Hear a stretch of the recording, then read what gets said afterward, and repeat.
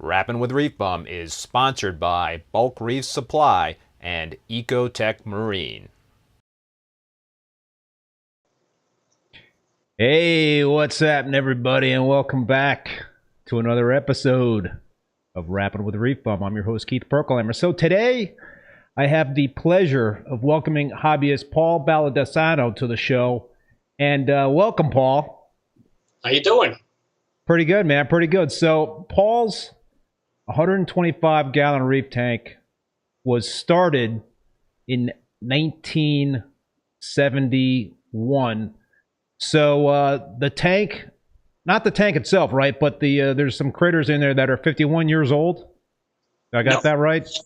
Is it the tank? No, unless their bacteria is 51 years old. No, the tank was started in 1971 in a 40-gallon tank. Right. Because this size tank was very big for 1971. Plus, I couldn't afford it. Right. It was starting a 40-gallon, then it moved to a 100-gallon. And it was in the 100-gallon for 40 years. And then I moved here 5 years ago. The 100-gallon was built into the wall, and it was all scratched. So I bought this one on the way here. I put everything in vats in a truck, and I moved it here. And I went out in the back, and I collected seawater. And the cop chased me away, so that tank stood half empty for about a month or so.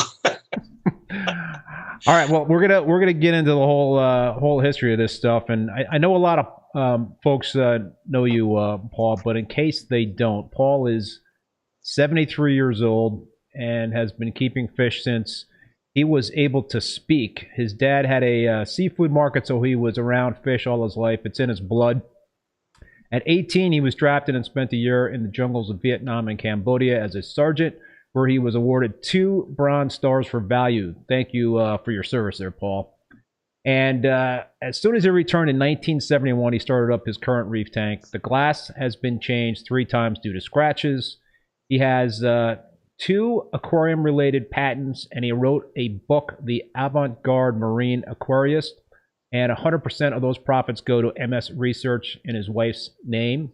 So we'll dive into all that stuff. Paul is also an avid diver since 1971. He has his own boat and equipment, and he was a construction electrician in Manhattan for about 48 years. But before we start chatting with Paul, I want to thank the sponsors of the program, both Bulk Reef Supply and Ecotech Marine. I really appreciate these companies supporting the live stream. And I really appreciate all you folks that are tuning in. As always, feel free to leave your comments and questions in the chat. We'll do my best to get to everything. I saw that somebody had already mentioned that they had a who was it there? A 30-year-old reef tank that right, Reef Keeper just had to break down his 30-year-old reef tank. The silicone finally gave up and started leaking. So man, that's got me beat by many years. So That'd be horrible. so hold up. So Paul, talk to us about. So you started getting into the history of the this 51-year-old reef tank, and you started as a 40-gallon tank. How did you start the tank up? I mean, there wasn't a lot of information out there in terms of reef keeping, and where did you go to try to research this and come up with a plan of attack in terms of the equipment to use for this tank? Well, probably know. The hobby started in the United States in 1971. It started in Germany a little bit before that. But when it started here, there was only one store in New York, Aquarium Stock Company. It was huge. They even sold sea turtles. And all of a sudden, they got Blue Devils in 1971. And I was one of the first ones to buy the Blue Devils. So I brought them home, and I had no place to put them. So I ran to the East River, which is the water that goes past Manhattan, and it's probably 25% salt water, the rest is fuel oil. And I put this water in the 40-gallon tank that I had catfish in. I threw the catfish in something else. And I didn't have any gravel, so I used bluestone driveway gravel from my neighbor's yard when he wasn't looking. I took the bluestone and threw it in there. So between the bluestone with the grass and tar in it and everything, and the water from the East River, I don't even think the bacteria lived in there, but they did. I would have liked to have seen an ICP test for that tank. Yeah, right. And I put the Blue Devils in there, and they weren't cheap in those days either. I don't remember what they were, but I'm sure they weren't, and I'm sure they died. And then I probably bought more, and I'm sure they died. But then eventually, I figured out, because I got the book. The only one in the hobby in those days was Robert Strawn. He's the father of saltwater fish keeping, and he's from the 50s, 40s, and 50s. And he said you got to put copper in there to kill the parasites. In those days, we thought fish just all had white spots on them. Yeah. We didn't know nothing about parasites, and they weren't called ick or velvet or uranema or any of that stuff. It was he called it white spot disease. Then it became coral fish disease. Then it became oudinium. It didn't matter what it was. Copper killed it. I got fruit flies in here.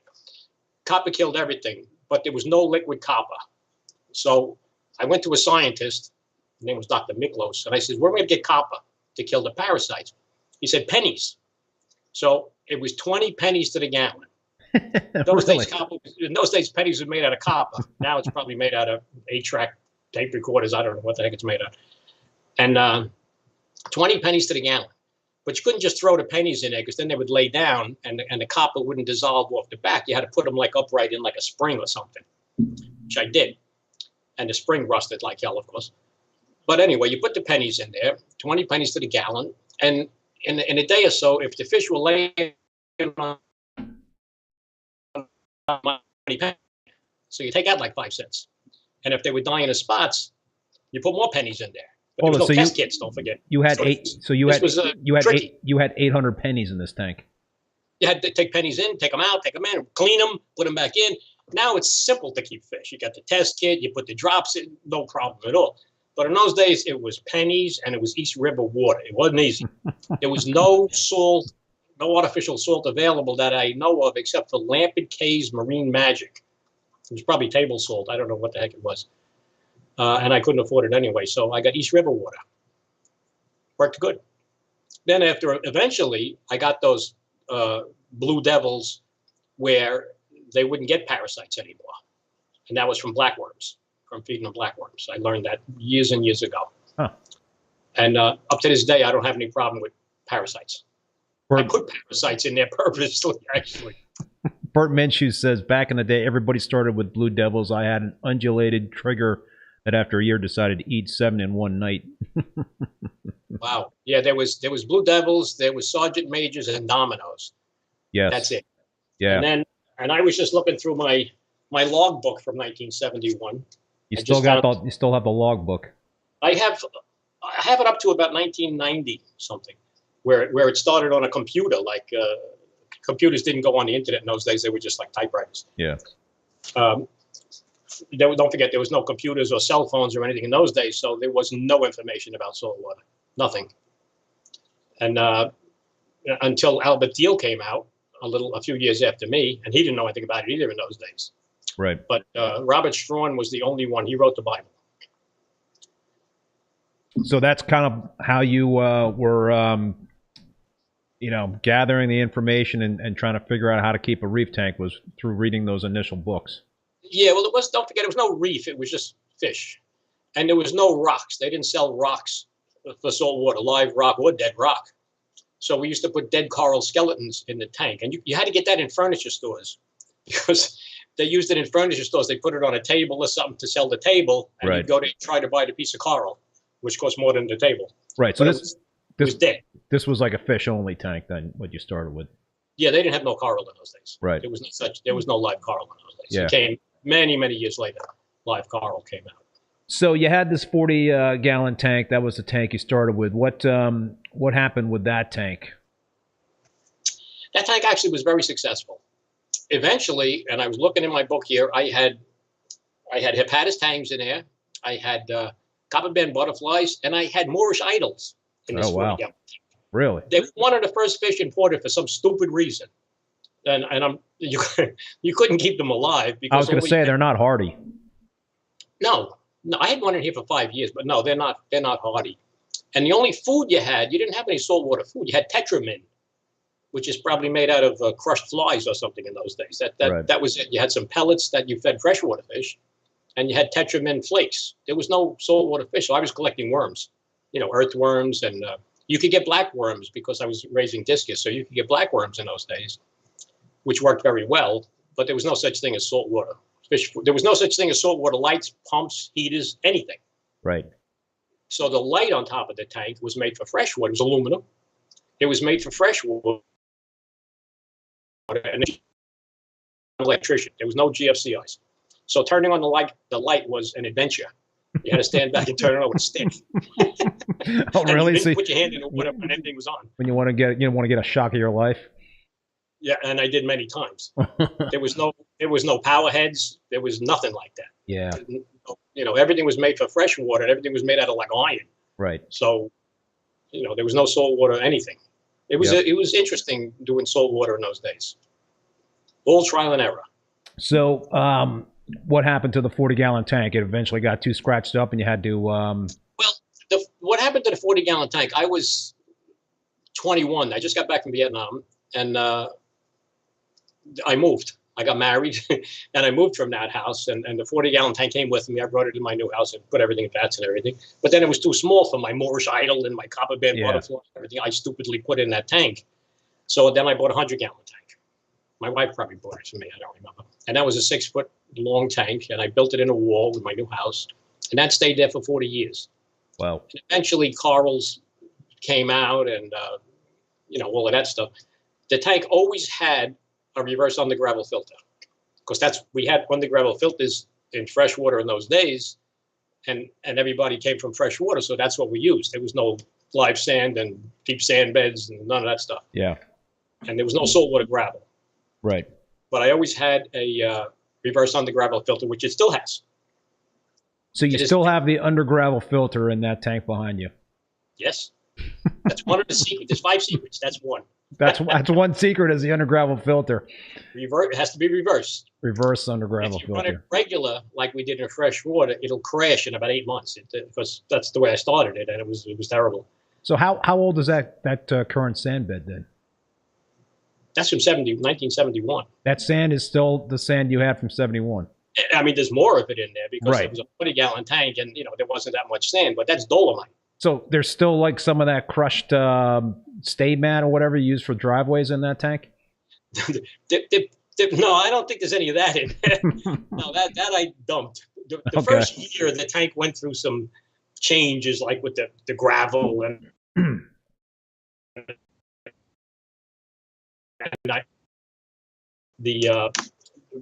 do you call it? East River water wasn't the best. So I started going more east and collecting water in Long Island. Then they came out with Eastern Ocean. But I was using tap water, of course. There was no reverse osmosis or any of that stuff. I was just putting tap water in. Right. Did you ever get any looks from people like, what are you collecting water from the East River for? I still get looks over here. Like I told you, when I collected water when I moved here, and the police chased me away. They must have thought I was dumping toxic waste in the water. Or so you're like by the shore there with your 5-gallon buckets gathering seawater for a water change, and the cops because I backed up to a boat ramp with a big truck. The cop says, "What are you doing?" And I says, "I'm taking water for the fish tank." He says, "You got a boat?" I says, "Yeah, but it's not here. It's someplace else." He says, "You got to have a boat." I says, "Are you kidding me? I'm taking water. I'm not doing anything." He says, "There's no argument. Get out of here." So this tank sat about 3/4 full. I couldn't get water, and then I snuck around and found another place where I could. I was going to say, I'm sure there were plenty of other spots where you could have snuck in and grab some water. Eventually, I did. Yeah, is that like a law or something? You can't take water from the ocean or something? No, you can. You need a permit? Can't. Now I have a not to take water. I have a permit to drive on the beach now. I didn't have a permit. Got to drive on the beach. You need a permit. Right. Now now I'm a resident. I have that. And when I first moved down, I wasn't really a resident yet, so I couldn't get a permit. But right. Now I do. Right. So yeah, all right. And so now you had the 100-gallon tank for 40 some odd years. What happened to that tank? I moved. You moved again? Yeah. That usually does it in terms of having to get another tank. Me and my wife downsized. Like I said, we lived there for 40 years. It was a mother-daughter house. My mother-in-law died. My daughter got married, so I didn't need such a big house. So we moved here to this condo. And like I said, my wife has MS. She doesn't do stairs or anything. So this place has no stairs. We moved here, and I have this man cave down here with the tank. So and the ocean's behind me, so it worked out very good. It's really the Long Island Sound, but it's 27 miles across here, so it's basically the ocean.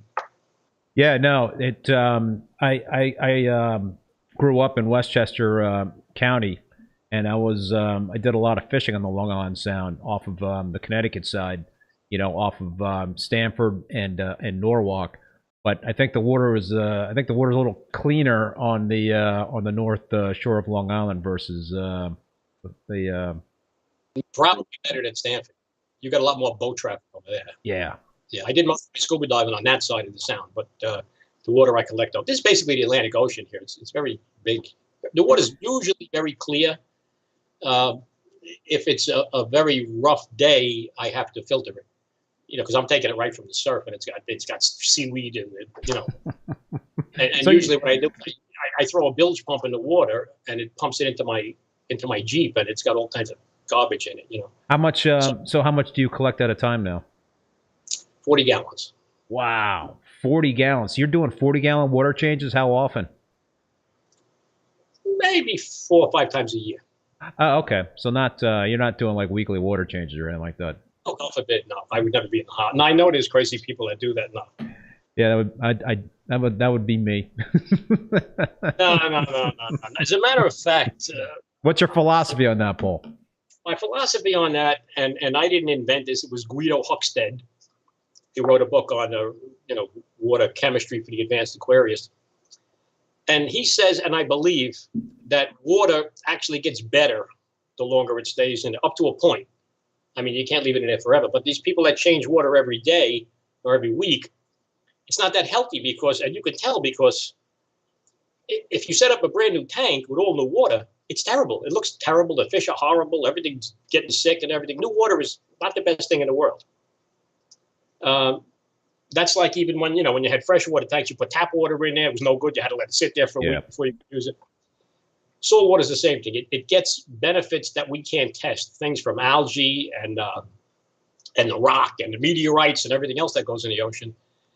It for some reason it imparts health to the water that new water doesn't have. And don't forget, a lot of people use artificial seawater. It's not real seawater. It's fake water. Yeah. There's a lot of things in there we can't test for that maybe the fish need. So I think people are changing too much water. So Bert Minshew is making a question and a comment, wondering what your parameters are right now, your key parameters. So what are you keeping like the specific gravity at? As a matter of fact, I never tested their water. I tested it today just for this interview because I knew someone was going to ask that. About an hour ago, I took out these test kits. If they're any good, I don't know. The salinity is low. Right now, it's probably 23, something like that. Oh, wow. Okay. 22, 23. The water in the Sound, a lot of times is 19, 18. Sometimes you could put kissing gouramis in it. It's so low. The nitrate is 20. Wow. Phosphate is 0.25, and the calcium is 480. But I only test it maybe twice a year. I very rarely test it. Good for you, man. What I think that's I for years I had only been testing nitrate, alkalinity, calcium, and every now and then magnesium. I never tested for phosphate, but now these days I'm doing ICP tests and so I've kind of like changed my tune in terms of testing, and I've also got an automated alkalinity tester. I'm testing twice a day with that, but I got a SPS dominant systems. And the other comment that Bert was that he made was that looks like there's no SPS, so you're not probably too worried about your some of your key parameters. But there's a reason why you don't have any SPS, right, Paul? Yes, there is. Yeah, like I told you before, the tank used to be all SPS. Oh, it did. It was. I don't particularly like SPS. I like the soft corals better and the LPS because I like the movement and everything. But in the beginning, everybody had to have SPS. It was a big deal, and that's what was in there. It was a lot of acropora. It was covering everything. But then I stupidly, about 10 years ago, I bought this photosynthetic sponge. And the guy says, "Oh, try this sponge. It's really cool. It grows on light and everything." I said, "All right." I put a little piece in there. Now it completely covered the tank, and I can't get rid of the damn stuff. It looks like, you can't see it from there, but it looks like Montipora. It looks like a blue Montipora. It's kind of nice looking, but it's invasive. And the problem with being invasive is it grows like ears, like Montipora.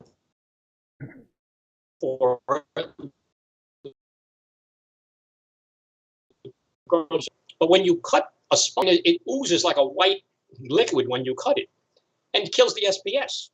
Who knew? So was that killing the SPS right adjacent to where you cut it, or that that milky stuff kind of got into the whole tank? I was only cutting the sponge a little at a time, and it wasn't really hurting too much. But I noticed some of my SPSs weren't looking that good. So then one day my friend came over next door, and I said, "Let's cut all of this as much as we can out of here." And we must have cut out 2 or 3 pounds of this stuff and threw it away. And immediately, 2 things happened. Immediately, the SPS got this film on it, and the next day died. Wow. And there's 1 million brittle stars in there. All of the brittle stars climbed all the way up on top of the tank, thousands of them, and they spawned. Wow. Holy smoke. So now you got like tons of brittle stars. Thousands of brittle stars. They all spawned. I don't know if they don't like the toxic from the coral or they like it. Maybe it's an aphrodisiac. There you go. Got them in the mood. I don't know. No. But it kills SPS, and I can't get rid of the sponge. The only way I can get rid of that sponge is if I take everything out of that tank and soak everything in bleach, which at my age, I'm not doing that. This is the last tank I'm going to have. That's going to be it. I consider it a success. I'm not doing that. But I could live with the sponge as long as I only put in like leathers and gorgonians and things like that, which kind of like anyway.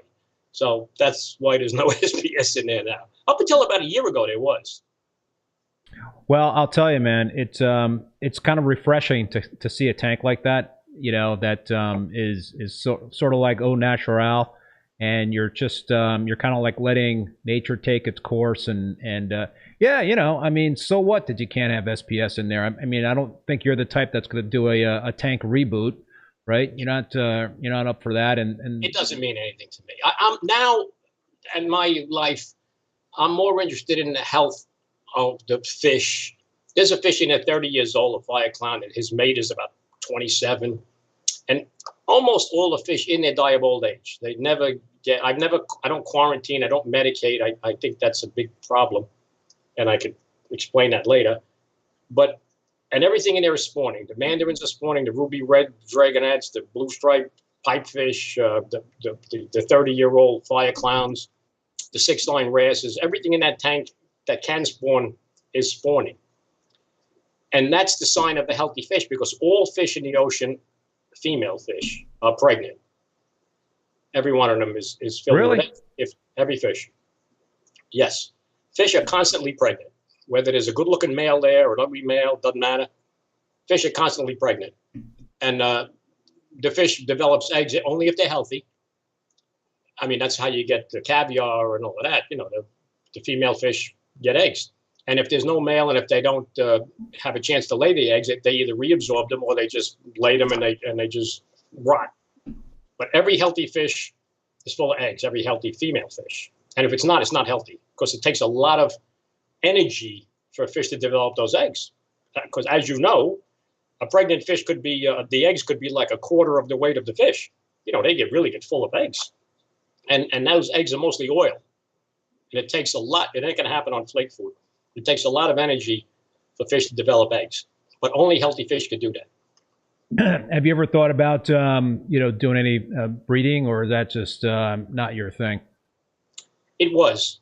Many years ago, I raised Banggai cardinals and blue devils and seahorses. I think that's about it. Because as you know, it's a pain in the neck.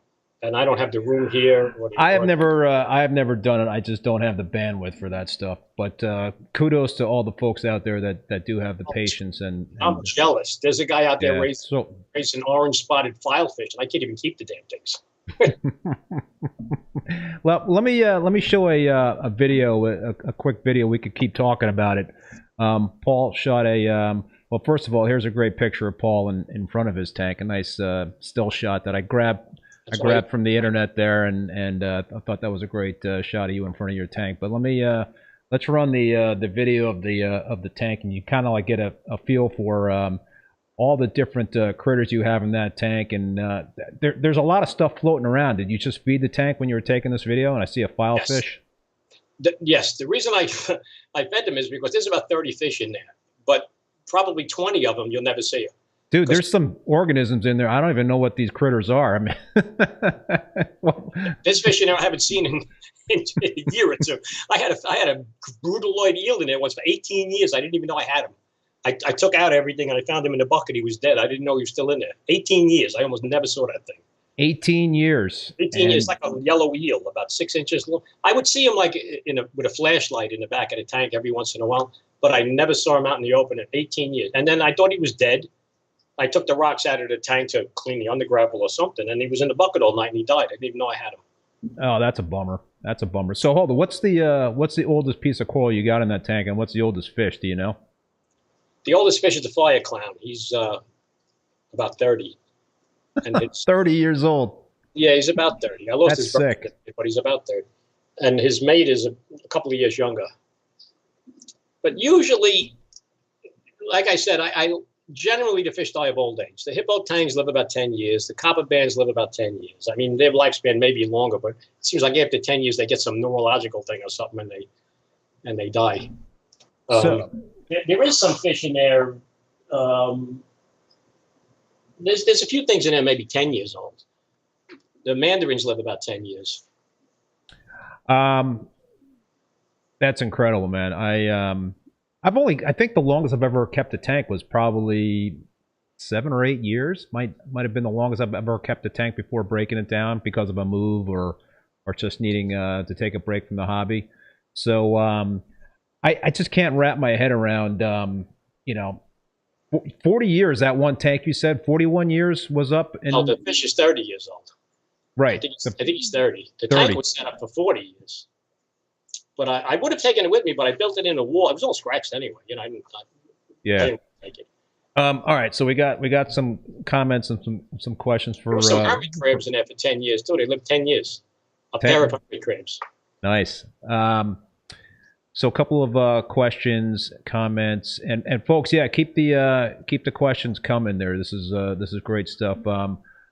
BotZZ28. I can tell Paul is from Brooklyn or Staten Island, New York, because I have the same accent. Laugh out loud. Which Brooklyn? Question is, which local fish stores does he shop at around his area? There are not many near me. I go to Pop Corals and Pieces of the Ocean. Where do you go for The LFS? the two of them, there's none out here. They're about I don't know, 15 miles away. Country Critters, I think, is one. I've been there. The two of them are on 112. I forgot what the other one is called. Something Hut. Aqua Hut, I think he's called. That sounds familiar. They're on. He's one of them's in Patchogue, and one of them is all the way down 112 the other way, which I guess would be I don't know what the heck that's called. But it's the very end of 112 on the north side. The place is I don't know how to say it. Interesting. He's been there for 50 years. The guy Don. He had that store going for 50 years. I used to go there 50 years ago. Wow. And he doesn't have many corals, but he gets interesting fish because he transships them himself. You know. Yeah, yeah. The other place, it's much cleaner, but he doesn't get any interesting stuff. You know, he gets the run of the mill. I like I'll buy a fish if I find a weird. There is one in here. It looks like some kind of a tasseled filefish. Really cool fish. I got it a couple of weeks ago. But you don't find weird fish like that. You just lately, you know, I guess they stopped taking them from the Caribbean. It's very hard to get pipefish. You just don't find anything weird anymore. You get angels, tangs, you know, 6-line wrasses and hippo tangs. That's all common stuff that, you know, after so many years, it doesn't interest you anymore. How many of them can you have, you know? I'm not a tang guy anyway. There is one in there, but... yeah, well, yeah. Oh, that's interesting. So you don't have a lot of tangs. I mean, I know a lot of people like to have them as a utility fish in terms of keeping algae in control. But well, yeah, you know what it is. If you dive, tangs are the most common fish on the reef. You jump in the water, you're surrounded by 10,000 tangs. They're very common fish, and I just find them too boring. Except for the hippo tang, I like those. I like the color on those, and they swim around like a naso tang, fish schools, and they're very common on the reef. Maybe not in the fish tank, and they get too big. Yes, they do. Yeah, I don't find them interesting. They don't have a mind of their own. They have to follow the fish in front of them, and you know, and that's why people call tangs ick magnets. You know, they're supposedly they get so much ick. It's because of the way the fish was designed. That fish is not designed to think on its own. It's designed to follow a school. Everything they do is in a school. Interesting. And they get very stressed in a tank because they have to think on their own and they can't. I mean, I'm trying to read the fish's mind. Of course, I can't. But from diving, you could see you never see a tang by himself. They get eaten by a moray eel, shark, or something like that. And they got to be very stressed in a tank by themselves. 2 or 3 fish doesn't make it. They want to live with 1,000 fish. And you also got to be careful with tangs too, because there's a certain pecking order. I mean, I've introduced a bunch of tangs together at the same time, and they've been fine. And then all of a sudden, like years later, like one of the tangs like just decides, all right, I'm going to be the king of the hill, and everybody else is going to like,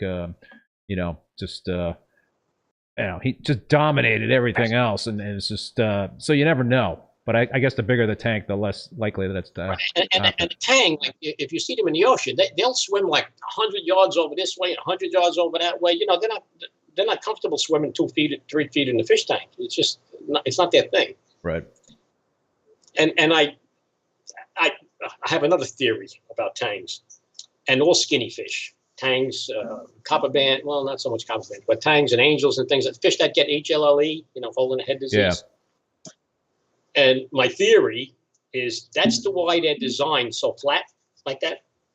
They're designed flat like that because their lateral line could be longer on a flat fish. Because if you notice, it goes all the way up and then all the way down. And the lateral line is the most important thing on a fish, to a fish, not to us. And that allows them to feel everything around them. A fish could be blind, you still get around the tank, it won't hurt them. And a fish will never crash into the glass, even though they can't see it.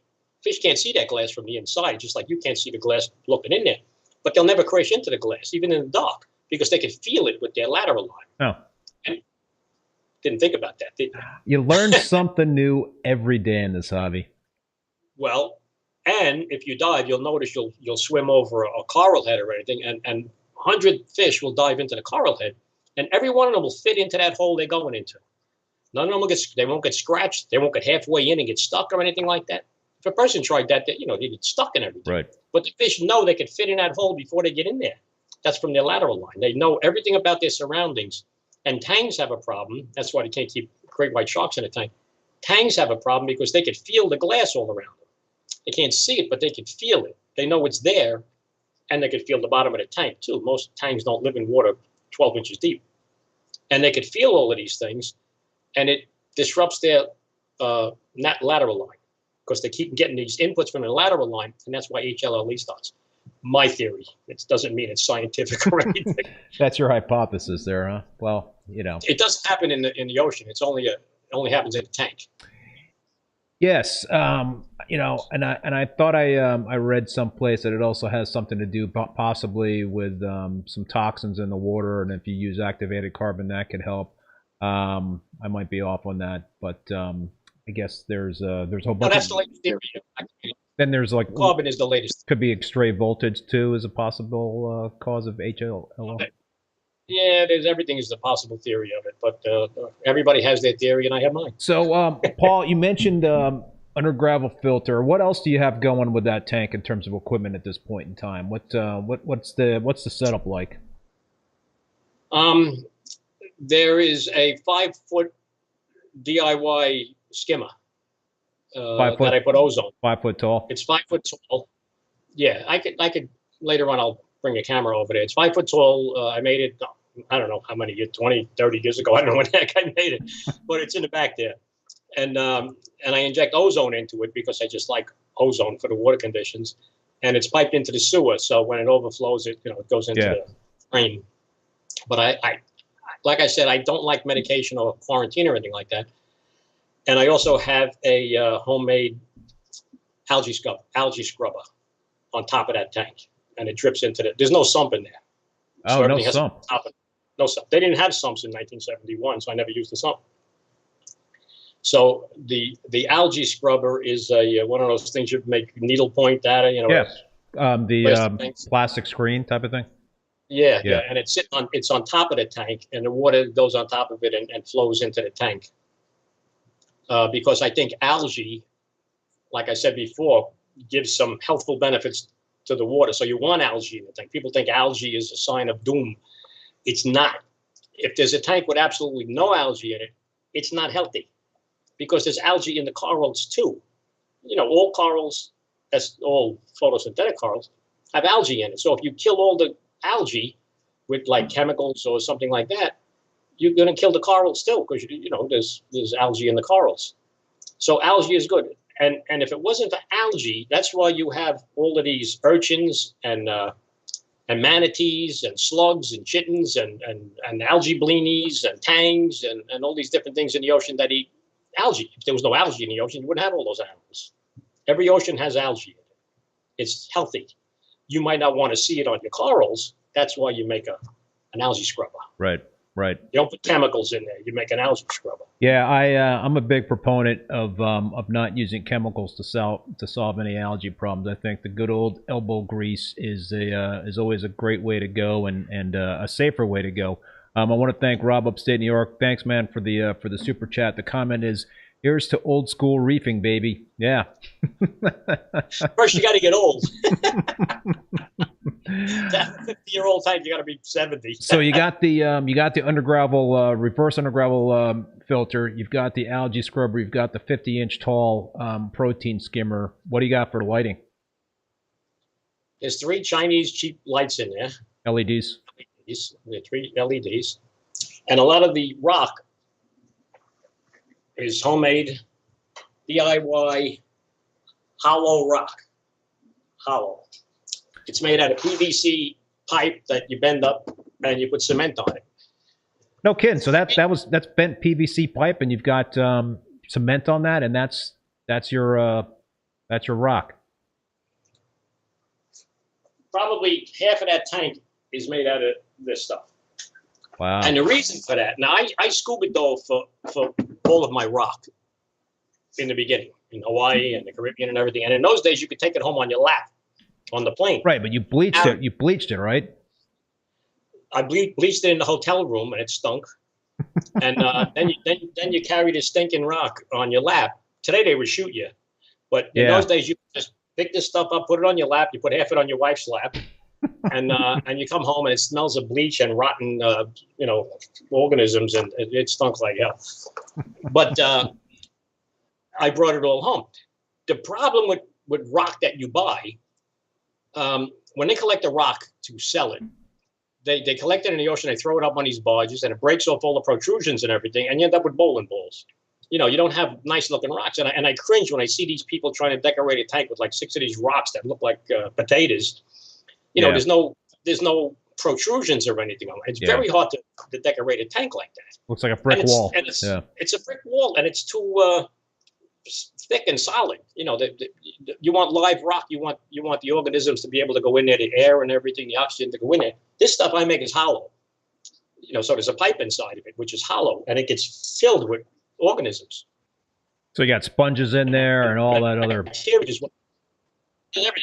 which is what you want. You want, the organisms in the tank that are purifying the water need surfaces to grow on. Yeah. And if you put a bowling ball in it, they can only grow on the outside. The more surface area, the better. This stuff is very easy to make.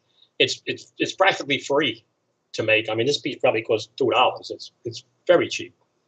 It takes a little bit of a time because you got to put the cement on and then wait a day and then put more cement on it, and cement don't stick to PVC. So you got to wrap it with like paper towels or something like that for the cement to stick to. What, so did any of that rock in that tank, was any of that rock actual live rock, or was it all dead rock that turned into live rock? Some of it was live asphalt. Live asphalt. You kidding me, man? No. There's asphalt in that tank? Yep. Whoa. I don't recommend asphalt. Okay. But don't forget, that's the first I've ever heard of that. No.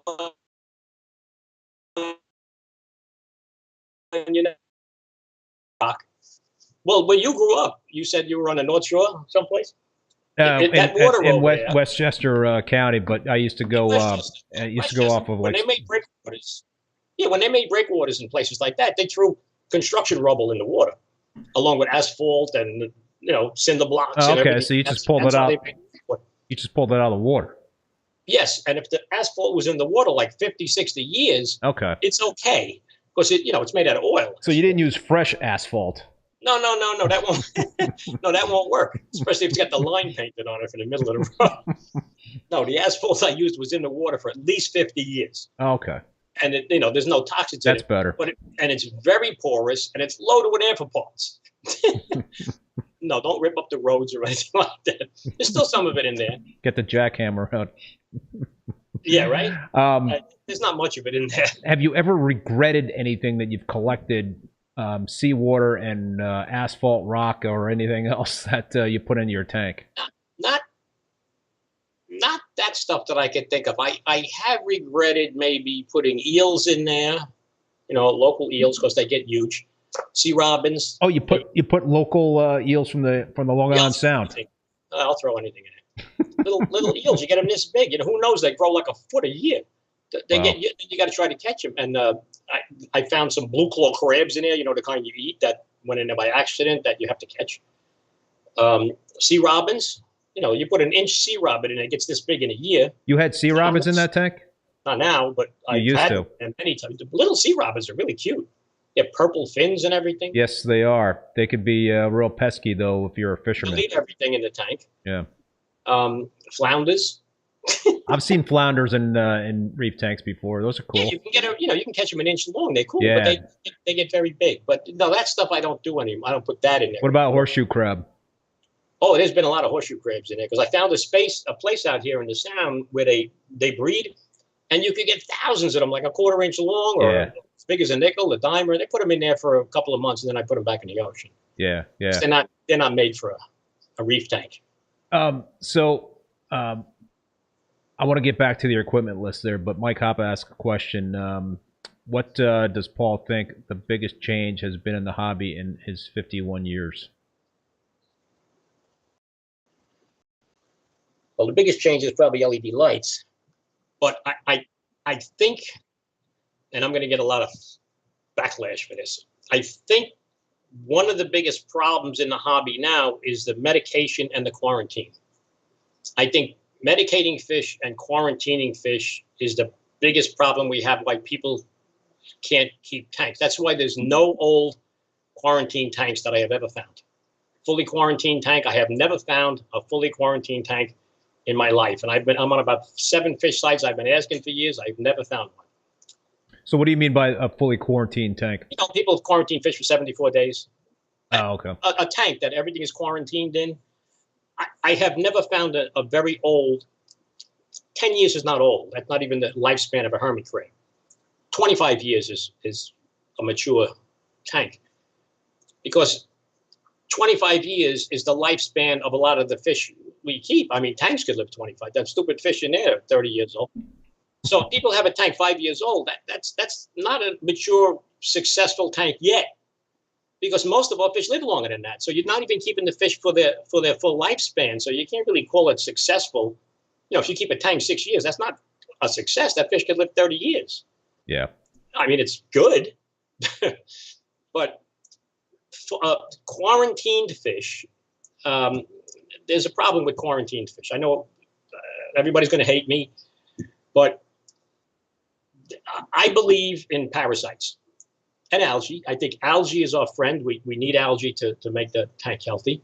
And I think we can live with parasites and bacteria and viruses. Because if we say kill the parasites, or no, let's say we kill the bacteria in a tank. We put an antibiotic in there, kill the bacteria. The bacteria also kills the parasites. Parasites are preyed on bacteria and viruses. So if you kill one of the things, like a bacteria, or virus, or a fungus, or something like that, the other things could take over, and your fish could get a disease that you can't cure. That's why a lot of people put fish in quarantine, and then they say they'll put copper on it, and then the fish gets something else. It'll get a bacterial infection. I mean, you know, they get a bacterial infection. Then they try to cure the bacterial infection. Fungus, they get fin rot or something like that. Then they have to put another medication in it to try to cure that. I don't believe in all of that. I think it's terrible. I think we're killing a lot of fish like that. I think, and I've been doing this a long time, I think the fish in the ocean are immune to almost everything. They have to be, otherwise they wouldn't be alive. The ocean has everything in it. So I think it's our job to take that fish from the ocean as soon as we can, put it in a tank and start feeding it the right food. The right food is not necessarily what comes from an aquarium store. The right food is something with living gut bacteria in it, because gut bacteria controls the fish's immunity almost 100%. The stuff we buy in a pet shop could have been in a pet shop for 5 years. It could have been, and they freeze it in the pet shop when they first put the stuff. They kill the gut bacteria in it, or they irradiate it, which is worse. I know people think that's good, that you're killing the parasites, but it's bad. It's working against us. We need living bacteria, and the only way you get that is from live worms. What was that? Live worms? Live worms. What kind of worms? These are live white worms. Okay. Let me see if I can get you a picture of them here. You see the worms in there? Lovely. Yeah. They're white, yeah. I don't eat many of them. Those there. Yeah, don't eat those. No. Those there, I used to use black worms. See if I can get my camera back up here. I used to use black worms. I can't get them here. Uh-oh, you messed up the camera now, Paul. I'm tangled. I can't get black worms here. I like black worms. I can't get them. White worms live in dirt, and they have a lot of bacteria in them. And they're practically free. You buy a $15 culture, and they grow like crazy on bread and yogurt. And the wife doesn't mind you're growing worms in the house? I'm married almost 50 years. My wife don't even know we have a fish tank. Someday I'm going to tell her. She hasn't figured that out? They're in my man cave in a cooler. They got to stay a little cool. But they got gut. What about 99% of the people in this hobby don't realize that. You got to have gut bacteria. That's what makes the fish's immunity. That's what makes our immunity too. But I don't eat worms. What is that? So besides worms, what else do you feed your fish? Shellfish. Shellfish. Shellfish. Clams, mussels, oysters. So you're going to Because you're going to the supermarket, you're buying a whole bunch of different seafood, and you're kind of chopping it up and making a little homemade fish food. Not a lot. I don't want people to think that's all I feed the fish. I feed the fish LRS food or rods food or regular commercial food. That's my staple. But a couple of times a week, I feed them these live worms or clams or mussels or something like that. And you have to buy the mussels and clams that people eat, the fresh ones. Yeah. And I buy chowder clams. You know what chowder clams are? They're big giant clams. Good. And I freeze them myself because your home freeze is not going to kill the bacteria. And when you feed a clam, you're feeding the whole animal with the guts and the gut bacteria. And as I said, the gut bacteria controls almost 100% of the immunity in fish. And that's what we want, immune fish. We don't want fish living on medications to keep them healthy. We want them living on their own immunity. That's why those fish, even the 30-year-olds, have never been medicated or quarantined or anything. And I can throw anything in there.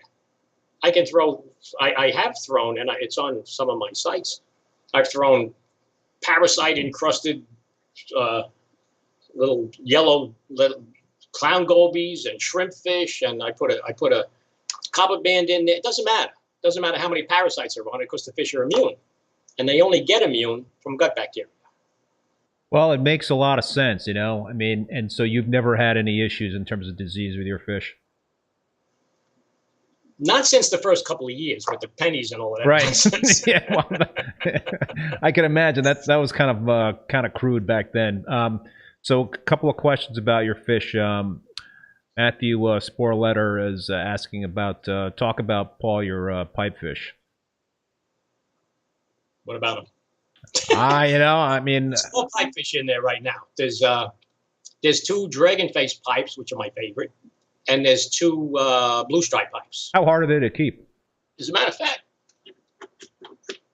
this was one of my blue stripes I had for. They only live about 6 years, something like that. Blue stripes have a very short lifespan, and they bred. They spawned every couple of weeks. The blue stripes. That's awesome. I have pictures on all of my site. The dragon face.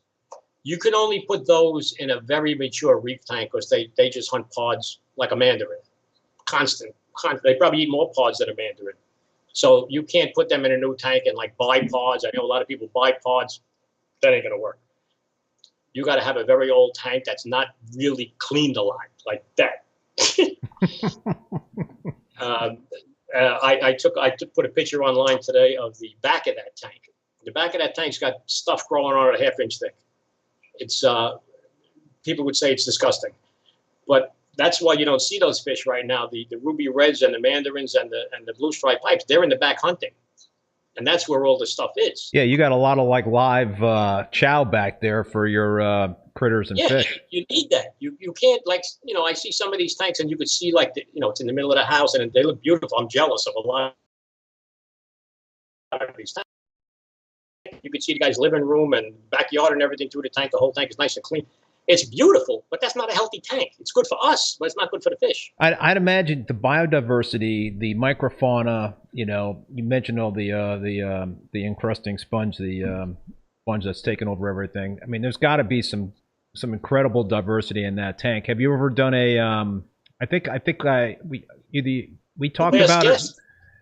Your last guest tested. Yes, yeah, right. I was going to ask you about the aquabiomics and what came out of the test results for the microbiome. Well, he didn't have, like he said, he didn't have a lot of the things about the creatures and the certain bacteria and the diseases and everything in those days. Now I think he has it. Right. But it just told you a lot of other things that. He said this tank, I think he said it has more diversity than most tanks and things like that, like duh. Makes sense. Take everything from the ocean. And like if you lift a rock in this tank, it's like the ocean. There's all amphipods and everything run out of there and worms and brittle stars. It's life. Did anything in that report surprise you? No. Most of it I didn't know what it was, but they're talking. I'm an electrician. I'm not a scientist, so a lot of it went over my head, like the different kinds of bacteria and all of that. That But he says he wants to do it again. I have no problem with that. But you get the diversity from the reverse undergravel filter. If you have a bare bottom tank, I don't think you could have the diversity. You could, maybe after 50 years you can, I don't know. Because with gravel, dolomite that's in there, it's about as big as rice. You get life all the way down to the glass on the bottom. So an inch and a half or 2 inches of gravel is full of life all the way down. It's full of these little red tool worms, and there's loads of amphipods in there, along with the copepods. Have you ever had any issues with like old tank syndrome, where your tank had been running for a number of years, and all of a sudden you started losing corals? I mean, not the SPS corals because of the sponges emitting that mucus or whatever it was, but did you ever experience like an old tank syndrome type of thing? No, actually, I wrote an article about that. No, I never did. There is problems people have with tanks. I think you might get that, like if you change the water too much.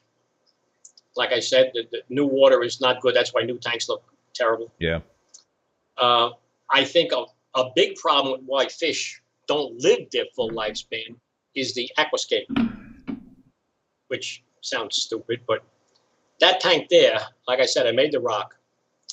And if I put a light behind that tank, you could see holes all through the coral, all the way to the back of the tank. And that whole reef structure is raised off the bottom about 2 inches all over the place. It's hitting the bottom in very few places in that 6-foot tank. There's all passageways that go from one end of the tank to the other that the fish could hide. There's a pair of gecko guppies in there I haven't seen in 2 years. If I shoot some food in the back, I might see their tail for a second, but that's not good for us. We want to see the fish, but it's not healthy for the fish. And PVC pipe doesn't do it. Like people set up a quarantine tank and they put PVC elbows in there. Fish hate that. If I put a PVC elbow in there, fish won't go near it for a week because it's stark. It's freaking them out. It's too big. It's freaking them out. If they have to set up a quarantine tank, I think a much better thing would be, they sell these bricks in Home Depot with the holes in them. There's like 3 holes in them. They're red bricks, clay bricks. That's much better because the clay brick is inert. It doesn't do anything in the water. It's porous, so it'll grow bacteria and everything else. And it's got much tighter holes that the fish could hide in. PVC elbows, they're scared of that stuff. So pile a bunch of bricks in there. Let's do a scenario here, Paul. Let's say that you did not have the tank behind you and you did not have the equipment. So you had none of the critters or the rock or the equipment. It's all gone. And I'm not going to get into all these disaster scenarios in terms of something happened to your house or something like that. Let's just say you've got nothing, right? And this stuff is in your blood, right? You got to keep a reef tank. So if you had to start from scratch, what would that tank look like? How would you start that tank? If I couldn't buy live rock, real live rock, I wouldn't be in the hobby. If I had to start a tank with artificial water and dry rock, I would not start this hobby. That's going to be so many problems, which you look at the disease threads and you look at these tanks and you say, that tank looks like it was started Tuesday and the guy's got Moorish idols and SPS and the tank is going to crash. It can't happen. You can't do that. You can't do that. No, I can't. I can't do it. If I was going to start that tank from scratch, instead of buying $300 controllers and doses and all of that stuff, which I don't have any of, I would spend all that money on live rock. Because live rock is almost the same as having a mature tank. And I guess live sand if you could afford it. I had the guy on from KP Aquatics, and they farm live rock in the Florida Keys, and I started my Peninsula tank a couple of years ago with that rock, and that tank cycled within a week, and it came with it shipped in water. And it came with a whole bunch of serpent stars and pistol shrimp and crabs, and it was awesome. Right. A lot of people don't realize it's the bacteria that run the tank. We're just here for the bacteria to make fun of. The bacteria is what's running the tank. That's the bacteria in the fish. Like I said, the gut bacteria completely controls the fish immunity. And the bacteria on the rock completely controls the water conditions. It's not the stuff that people put in there, the bottle, bacteria in a bottle, and the whatever else people you add to the water. It's the bacteria that make the tank healthy. And if you put antibiotics in there, God forbid, that's forget about it. Then you're going to crash. So, all right, there's a bunch of comments and questions I haven't gotten to, and I'm going to try to do my best here. You sending me hate mail yet? No, I don't think so. That's the beauty of this hobby here, Paul, is that there is not one cookie cutter way to run a reef tank. There's a whole bunch of different ways to run it, and it's refreshing to hear your method. And you don't see that kind of style in terms of reef keeping these days. So I think it's really refreshing. This was started many years before the internet. Yeah. That's why. Yeah. Mike Hoppa, does Paul still have gobies living in beer bottles?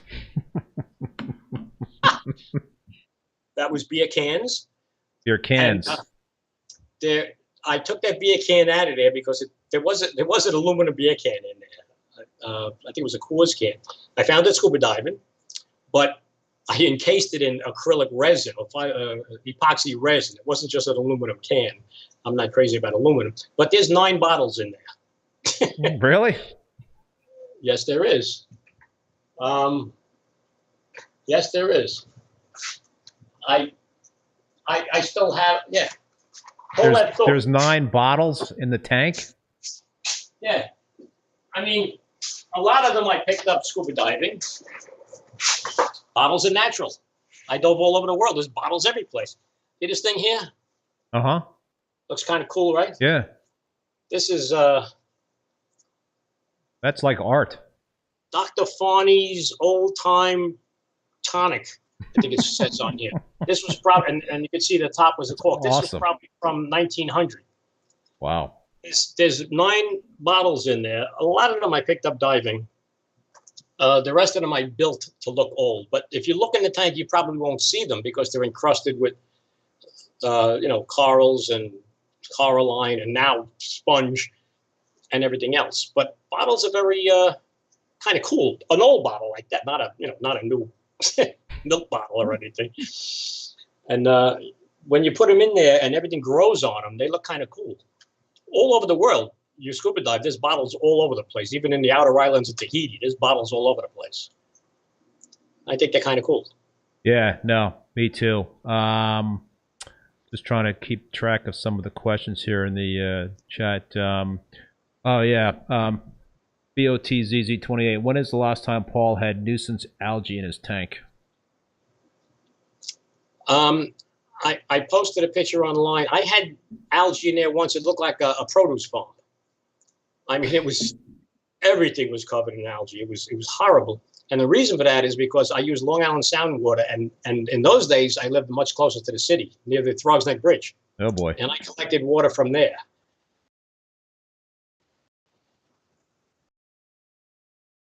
And crazy, looked like lettuce grown in there.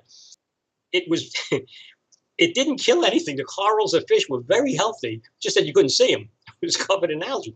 I didn't do anything. It disappeared eventually. Everything in a reef tank grows in cycles. A cycle might be a year, might be 10 years, but everything in a reef tank comes in cycles. Most people don't keep a tank long enough to realize that. There's a bunch of cyanos in there now. Cyanobacteria. I don't care. It comes, it goes. It's not unhealthy. I'm the same way, man. I've got some cyano in my tanks. I don't sweat it. If it's not killing corals and stuff like that, then I'm cool with it. I've had flatworms go crazy in there, and bryopsis went crazy, and it goes in cycles, and it disappears. But I did have that nuisance algae in there, and it disappeared. It never came back. I don't know what happened. But now I got an algae scrubber, and a lot of algae grows on that, which is what I want. If nothing grows on the algae scrubber, I know there's something wrong. But you want the algae to grow on the algae scrubber, and then you throw it away. Yep. Did any point in your reef keeping career were you thinking about like taking a break, hanging it up for a little bit? Did that thought ever enter your mind? No. It is a pain in the neck, like if I go on a vacation someplace, because I got to get somebody to take care of the tank, and I got a lot of I build everything myself, so there's a lot of things in here that most people won't know what to do. I did go once on a vacation, and the person I had watching the tank let the water level drop about 11 inches. So everything above that died. All the SPS and everything died. What can I do? I mean, they did me a favor, you know. But the whole tank didn't. I'm surprised because the water was like really strong. Humble Fish and Reef, love you, Paul. Humble Reef, he's a good friend of mine. He was here a couple of weeks ago. Me and him on the opposite ends of quarantine. Bobby Miller, man, we're gonna have him on next week, so we'll. Are you really? Yeah. Don't talk about me, Bobby. I tell you. Yeah, he just did an article about parasites that fly and all of these things. Yeah. All right, Bobby, we're gonna have to do the counterpoint next week there with you versus Paul. I did an interview with him a couple months ago. Nice guy. Planet 3D. What's Paul's success with starfish? My success with starfish, except for brittle stars, I don't have any starfish. Never tried starfish, huh? Never. They never snuck in. Well, yeah, they snuck in. The starfish, and you probably remember when you were young on the north coast there. Starfish used to be on everything in the Long Island Sound. They covered the rocks, they covered the mussels, they covered everything. They're extinct now. Nobody knows why, but they all died. You can't find the starfish anyplace. You used to go diving, and on your wetsuit, you were covered in starfish, which was cool because you used to feed them to the, what do you call those shrimp that eat nothing but starfish? Oh, yeah. You mean the crown of thorns you're talking about? No, there's a little shrimp that you could buy that eats nothing but starfish. I'm thinking a whole different ocean. I forgot what you call them, but everybody knows what they are. They're pretty. And they used to get the starfish and feed it to them, but they're extinct. No more starfish in the Sound. Nobody knows why. Oh, really? Interesting. Huh. Okay. Big on. Bobby said, looking forward to it. I'm going to talk all kinds of smack about Paul. He's talking about next week. Yeah, I know. He's totally opposite from what I do. Blue Reef. But he's traveling around the country. Blue Reef, time for a sump and at least get gravity float for top off. You don't have a top off? There is a top off. It's a homemade top off. You can't see it from there. There's a bucket hanging from the ceiling. Really? Yeah. Let me see. Can I get it? You got to see it. Oh, yeah. All the way in the back, you see a blue bucket. Is that rainwater you got going there? No, but that would be good. No, that. Yeah, how come you're not using rainwater for top off? I mean, you're using water from the ocean. You should be using rainwater for top off. That bucket gets water from an RODI, and it gets pumped in there, and then it goes through gravity into the tank. And there's a float valve on the tank. It's been running for I don't know how many years, no problem. So, folks, definitely drop some more questions in the chat, and don't forget to hit that like button. We only got 43 likes going here and over 100 people watching, so let's get those likes up. Paul, man, you got 2 patents. Talk to us about the patents.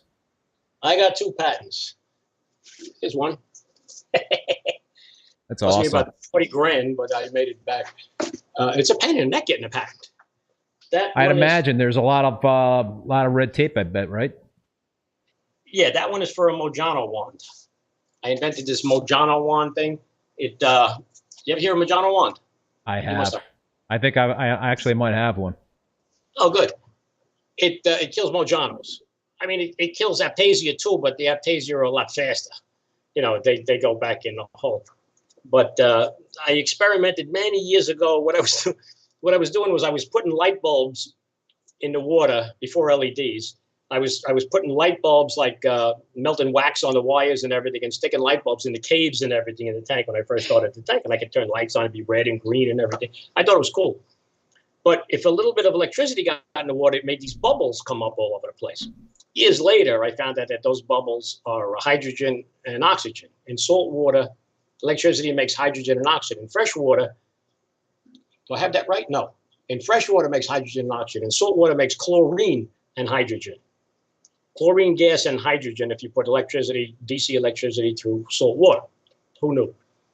Anyway, so I figured if I put it on a long plastic thing and have a stainless steel needle on the end, and you touch it to the Mojano anemone, it turns the water in the anemone into hydrogen gas. And the whole thing disintegrates, like in the Godzilla movie when they gave him the big Alka-Seltzer tablet and the thing would disintegrate. And it turns the Mojano into hydrogen gas, and the whole thing just disintegrates and floats to the top. It's cool. So I patented the stupid thing, and I got a patent. Well, it can't be so stupid if you got a patent. Yeah, right. Even the patent department was surprised I got a patent because they didn't know what the heck it was. And I got the patent, and then I gave the company away. Because a kid told me his father had a factory in Florida. If we wanted to go into business and everything, I said, no, you go into business. I'll let you have the business. Yeah. And I get royalties. I hold a patent. I get royalties, and he does everything. Nice kid. He does everything with the business. I have nothing to do with it. They're made in Boca Raton, in Florida, in a hard valve factory. Really? The hard valve factory? They're made in Boca Raton in a hard, because I don't do China. I won't manufacture anything in China or India or anything like that. I can't get most of the parts in America anymore, but it is what it is, unfortunately. But the thing is made in a hard valve factory, and I guess when they don't have enough hard valves to make, they make this thing. And so he sells it. He does everything. I don't have anything to do with it. I'm the technical guy, I guess. And I hold a patent, but I don't do much with the business. I don't do anything with the business. But it sells very well. It used to sell on Marine Depot, but they went out of business. Yeah, no more. No, and I think it sells now from the people who took over. Bulk Reef Supply? I think so. Yep. Because we ship them out in pallets. And you get them on Amazon, these things. And the first patent was a seahorse feeder. And that was sold by... seahorse feeder. A seahorse feeder. That was sold by... I forgot. Oh, a place that sells brine shrimp direct. Oh, okay. Sold by them. The problem with those, I was making them myself, which was a pain in the neck.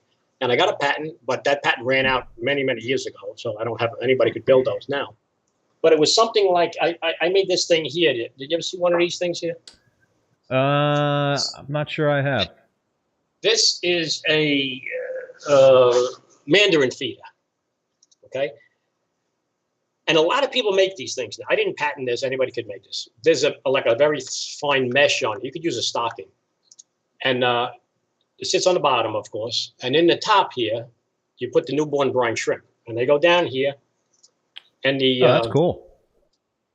The brine shrimp are attracted to the light. So they try to get out of this mesh, and they kind of get stuck coming through the mesh. So the mandarins sit on this, and they just suck the brine shrimp through all day. They're not freaked out by the contraption there? They are for the first week or so, but if you leave it in the water and it gets a little color on it, they get used to it.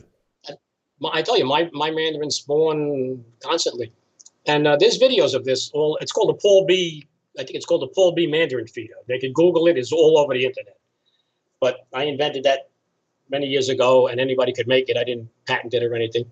But if you see the videos of this, the mandarins and the ruby reds and the blue striped pipefish and everything, they're just sitting on that thing, sucking brine shrimp out of there all day long. That's really cool, man. Book. You wrote a book.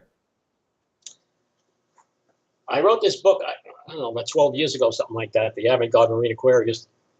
And I don't want people to think I'm making any money on this book. I don't make 5 cents on this book. 100% of the profits go to multiple sclerosis research, and I publish the receipts on. I think they're Reef to Reef. I always publish the receipts when they thank me for the money. I don't make a nickel on that book. It sells very well, actually. They called me from the Amazon that they have to stop cutting down the rainforest because they're making too many books.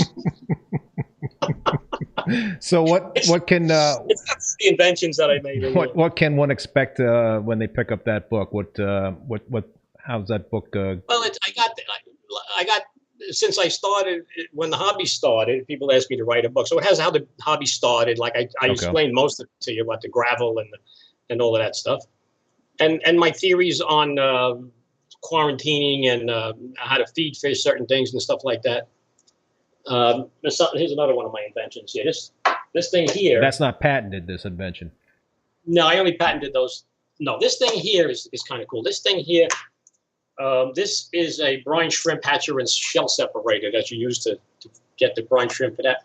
It's 2 empty compartments with a trap door in the middle. Yeah, nice. And a black cover. Yep. And on the black side, you put the eggs in the water, and then after a day and a half, they hatch. You open up the door. and you put the cover on, and all the shrimp, you put a light over here, and all the shrimp swim over here, and all the shells stay on that side. So then you open up this valve, and all the shrimp come out, and all the shells stay in it. That's for mandarins and things, which very cool. Use much. All right, so some more questions from the viewers here. Russell Muldowney, dosing? You dose anything? Yes, not very often. I dose some calcium and some alkalinity, and that's about it. So 2-part. Yes. Okay. Yeah, and it's, I get it in bulk. It's very cheap. A gallon will last me the rest of my life. And I do once in a while. I put some Reef iodine in there. I don't think I need it. And once a year, I'll throw a bag of.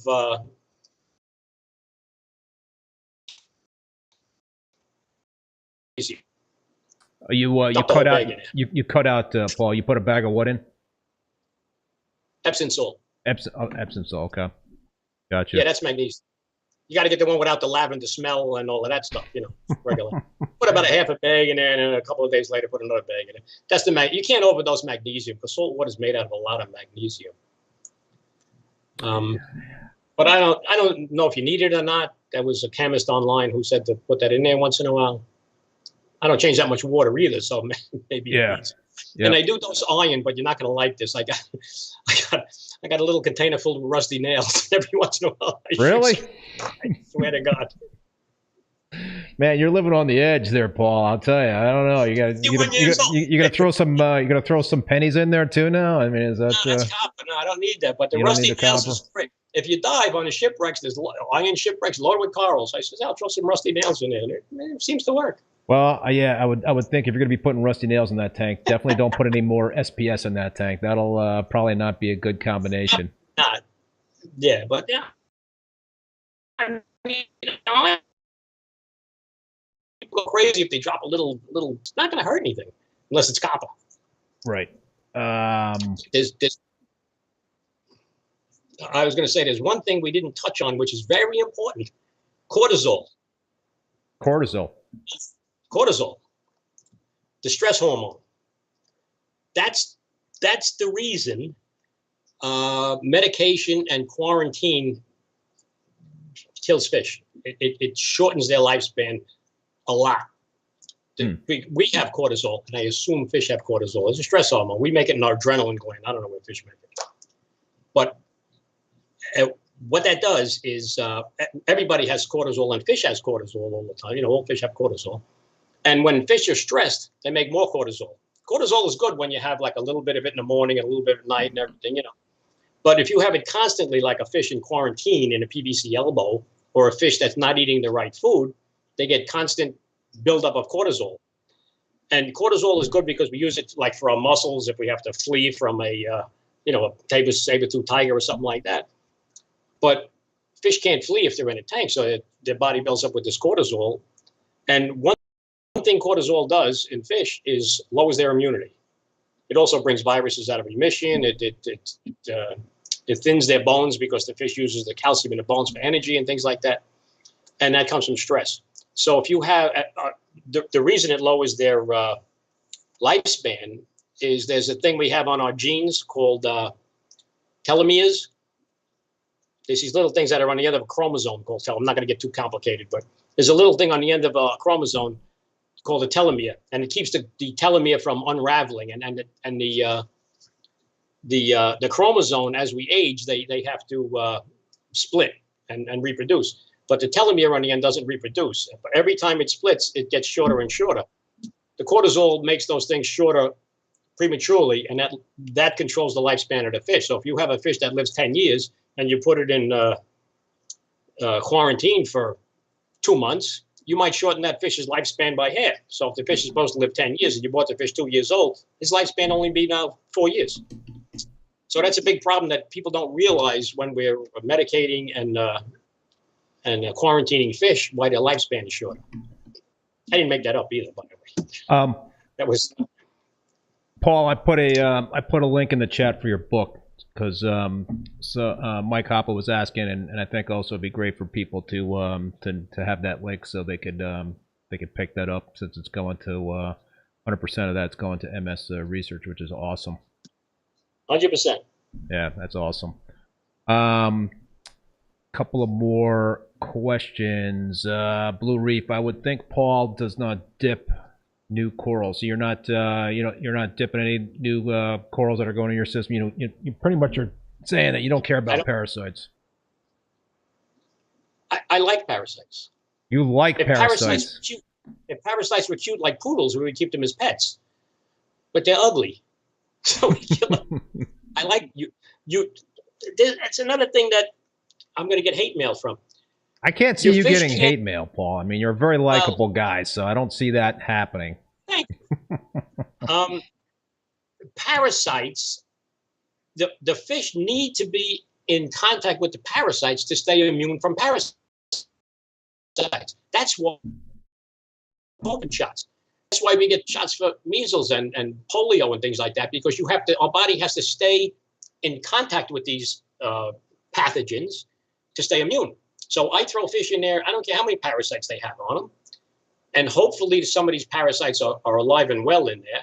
And that's how the fish stay immune to the parasites. If you kill all the parasites, like if you put them in copper or quarantine them for 70 days, there's no parasites on that fish. So those fish that you have in your tank have no immunity at all. And if you feed them dry foods or 100% food from a pet shop, they have no gut bacteria. So they are totally not immune to anything. That's why we have disease threads on these sites with everybody's got all these diseases. The fish don't get the disease. We're giving the fish the disease by not allowing its immunity to keep the fish safe. That's why hopefully there's parasites in. And what's his name? The guy who owns Aquabiomedics? Oh, Dr. Eli Meyer. Okay. Hopefully he'll send me a thing to test my tank to see if there's any parasites. I just threw 5 fish in there this week.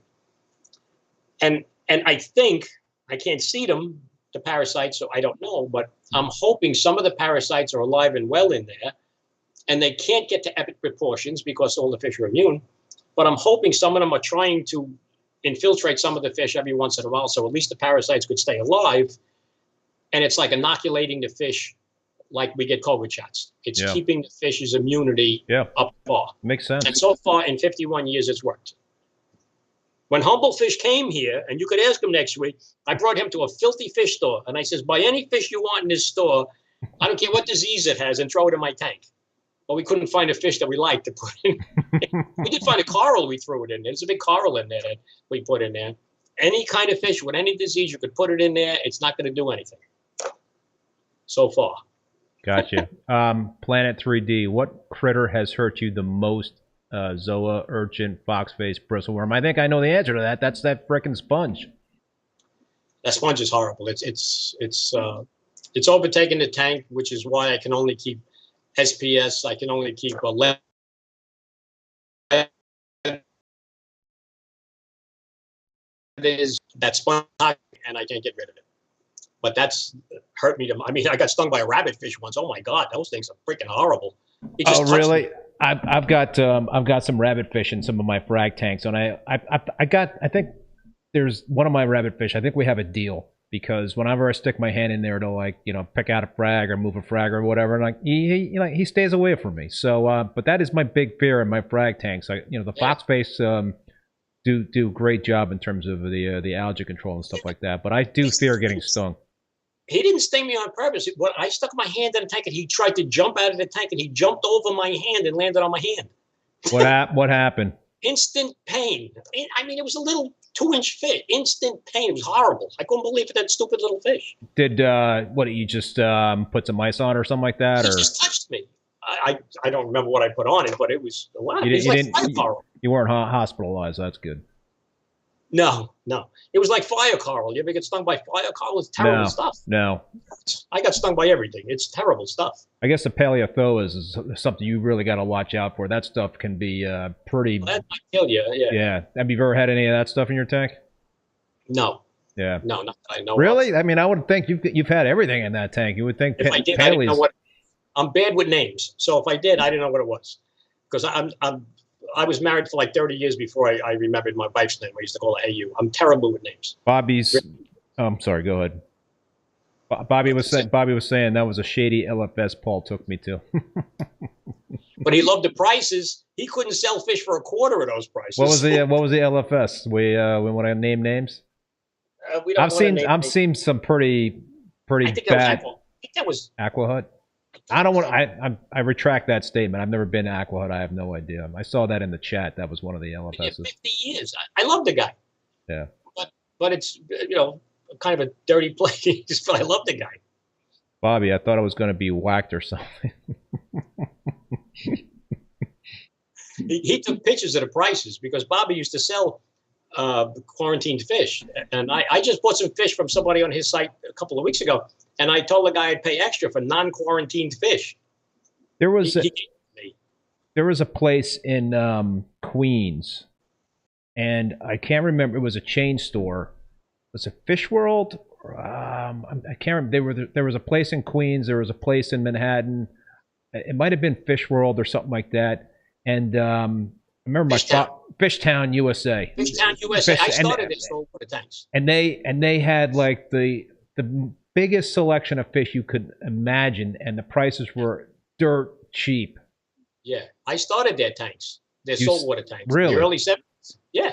That's when saltwater first came. I already had saltwater fish, and then they were getting saltwater fish in Fishtown at the time, and nobody there knew anything about it. So I helped them, put the tanks together. I think I probably put copper in the water or something. I don't remember what I did, but I helped them start their tanks, and they paid me in like filters and diatom filters and stuff like that. So that's something we didn't go over. Diatom filters. Anybody know what a diatom filter is? Yeah, you have one, right? I got 5 of them.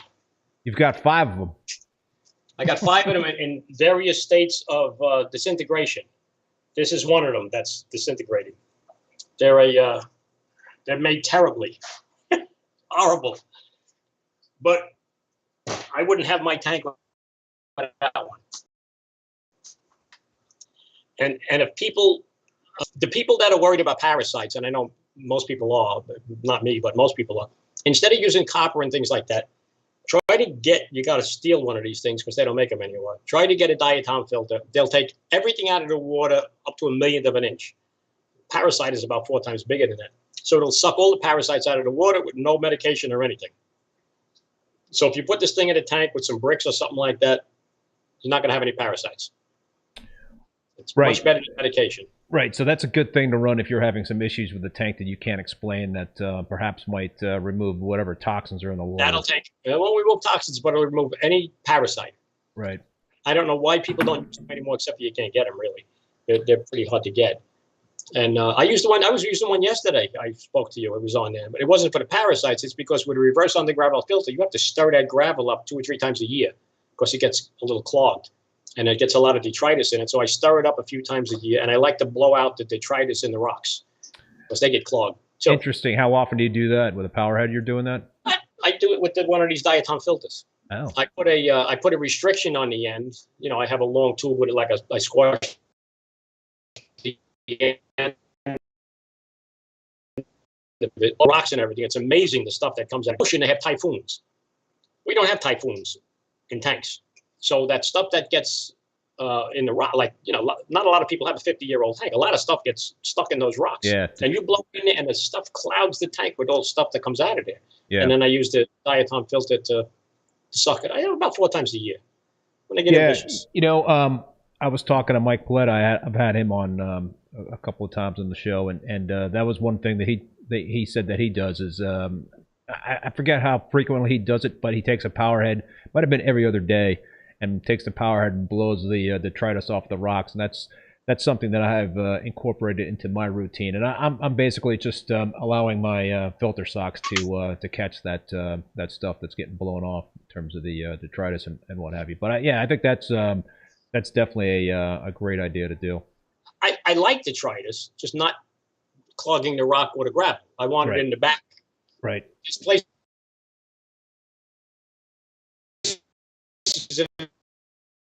for the food chain. If you clean everything out of the tank, you're not going to be able to keep anything alive. Yeah. Well, there's a comment. Bot ZZ28. We need to promote more live rock in the hobby. The new huge wave of dry rock is going to chase people out of the hobby with all the problems that come with it. And there's a certain way you gotta be able to do it. You just can't start with a sterile environment with the dry rock. You gotta. I wouldn't be in the hobby. Yeah. I couldn't do it. I was gonna say, speaking of the diatom filter and gravel and whatnot, Anthony Gustafson, how deep is the gravel bed and how much flow is pushing through it? Do you know? That's an excellent question, actually. That's very important. The gravel bed in that tank is only about 2 or 3 inches deep, and it's, like I said, it's dolomite. I think you have to go to Italy and chop up tombstones for that now. I don't know where you get that stuff from now. And there's 3 tubes. That tank is 6 feet long. There's 3 tubes going down in the gravel, and it has to be run very slow. That's a big mistake people make. It has to be run very slow. There's 150 gallons an hour. Each plate is 2 feet long, 2 feet by almost 2 feet. And there's 150 gallons an hour, which is almost nothing. It's just enough to oxygenate. If you run, like a lot of people think you're going to run another gravel filter and run so much water in it throws the detritus out of the gravel. It works just the opposite of that. If you run a lot of water through there, the gravel becomes like a filter and all the detritus gets stuck in the gravel. It makes it worse. And I tried, it took me a long time to perfect this thing. And it's 150 gallons an hour. It's got to be run very, very slow. What's his name? Robert Strong, like I said before, the father of saltwater fish keeping, he came up with this on the gravel filter idea. That was his idea. He said it's the greatest invention in the world. But he didn't use it the right way because he didn't know anything about bacteria. He didn't think of bacteria. He used the filter as a particle filter. And then after so many months, he would take it all out and wash it out and put it back in. But we didn't have coral in those days, so it was easy. Now with reefs and coral, you can't do that anymore. So you have to run it very slow. But like I said, my last house, it was that filter ran in there for 40 years. That on the gravel filter. That is just amazing to me because you would think there's I mean, and it makes a lot of sense in terms of making sure you have the right amount of flow going through that, because if you didn't, I would assume that thing would be a major detritus trap, and it would just be like a ticking time bomb. Yes, and if you run it as a regular on the gravel filter like we used to do 60 years ago, it is a ticking time bomb, and it would crash. What? All right, so Paul, 51 years as a reef keeper, what would you say your top 3 tips for folks that want to try to get to the next level of reef keeping? What do you think are the 3 most important things in terms of keeping a reef tank? Well, we said to start it with live rock. If you start the tank with dead rock and artificial water, I'm pretty sure you're going to fail. I wouldn't know how to do that. So as much live rock as you could put in there, as much natural hiding places as you could put in there. Like you see some of these tanks that there's an 8-foot tank and there's a little island over here and a little island over here and the fish are swimming all. That's very nice to look at. Fish hate that. The fish get in where they can't see you. If you could see the fish, it's not a good hiding place, because if you could see them, they could see you. They don't like that. They need places to get out of the way where you can't see it. Eventually they'll come out and you'll see them once in a while. But like right now, the hippo tank is out, but he's been in there for a couple of years, and even most of the time he stays in the rock and he hides. And if you go in the ocean, that's what hippo tanks do. As soon as you go near them, I got the lights on in here and everything, so he's scared. So you have the live rock, you have the hiding places all over the place, and the food, the very big, like I said before, you have to have gut bacteria in the food, either live worms a couple of times a week or shellfish. You get some clams, mussels, something like that. You chop them up. I freeze them and I shave off like paper thin slices and I give it to them. And the gut bacteria will survive the being frozen. They'll survive being frozen. A freezer doesn't kill your bacteria. If it did, you'd be able to keep fish, stuff frozen forever, but it goes bad eventually. Yeah. If you buy frozen food from a fish store, they freeze it a lot colder than you're going to freeze it. And say for you, they could have frozen it 5 years ago. I mean, they probably don't, but they could. And a lot of it's radiated. You want to get the food fresh. You want to buy the clams live if you can. If you live in Tunisia, you probably can't. Then you can go to worms. But the live bacteria, the live gut bacteria, controls the immunity. So if you want your fish immune so nothing bothers them, You got to give them living gut bacteria from mussels, clams, shellfish, or worms. You can even use earthworms, anything like that. Don't worry about the dirt on the worms. It's good. Best thing for the fish. So I think those are the three main things: the gut bacteria, the aquascape, so that you can't see the fish, and the live rock. Yeah. I think I don't think you should spend your money on doses and all that stuff. I mean, that's nice. Live rock is more important. Algae is not a harbinger of doom. Algae is a good thing, but you got to make or buy an algae scrubber because you want the algae in there, but the algae is going to remove the things you don't want naturally, and it's going to leave everything in there that you do want. The algae is not going to take out, I don't know, calcium and salt and things like that. The algae is only going to take out things that we don't want in the tank. So algae is a good thing to have. We just don't want to grow it on the coral. I think those are the foremost, and you need a lot of flow. I mean, those fish are surfing in there. Yeah, I know. I saw it when we were running that video that you shot when you were feeding them.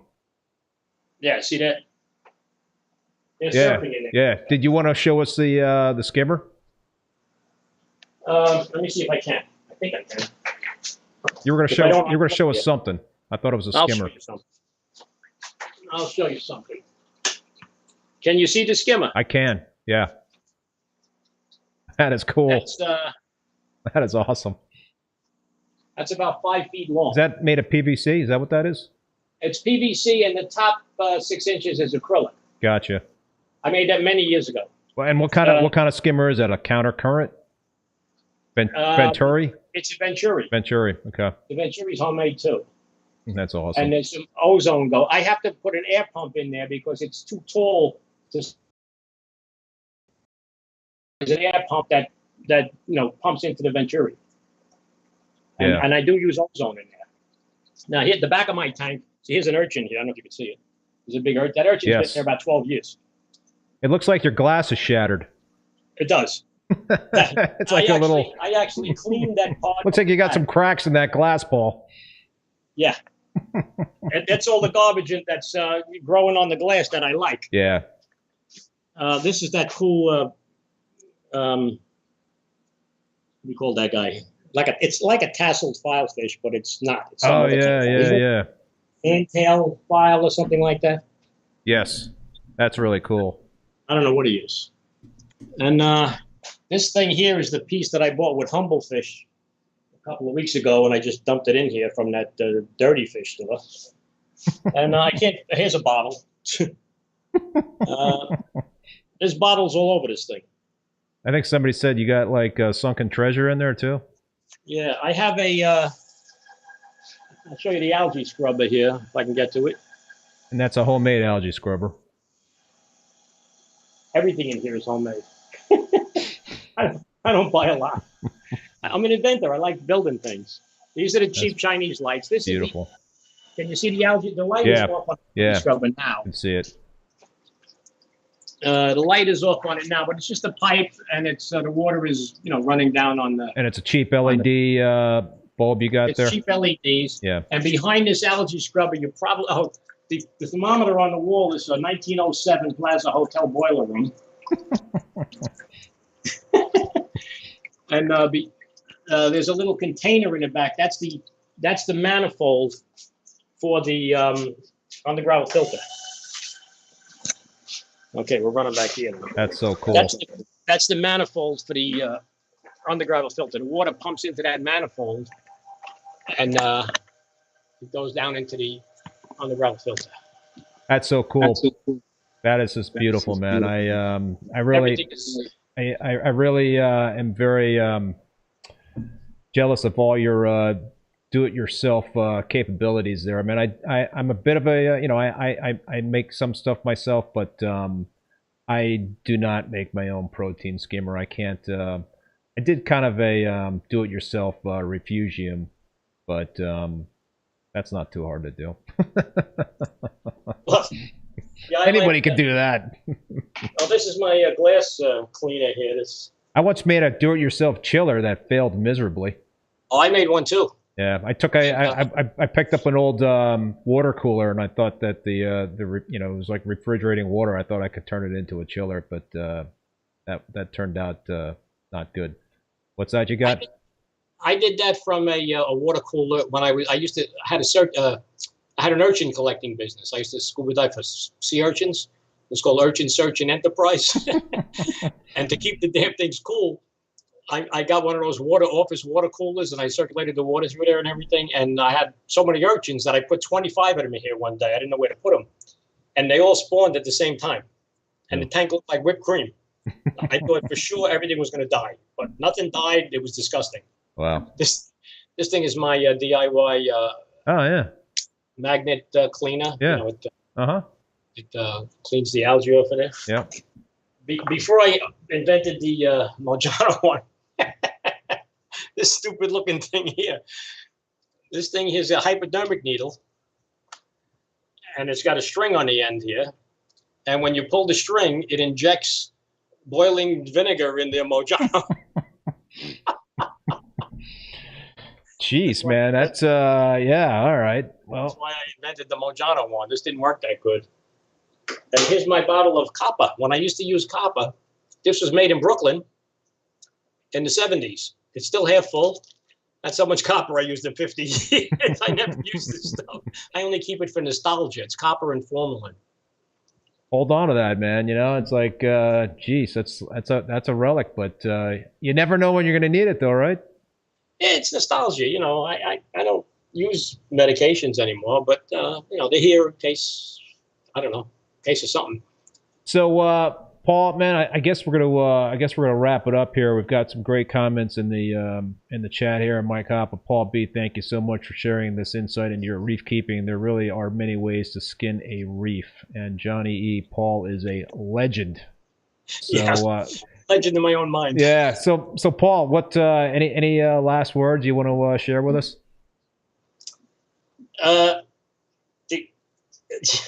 Yes. If you start this hobby, if anybody wants to start this hobby, please read everything you can, but don't read it from somebody who's got a tank that he started last Tuesday. I mean, there's a lot of people in this hobby that have been in a hobby for 20, 30 years that have really nice tanks that I'm jealous of.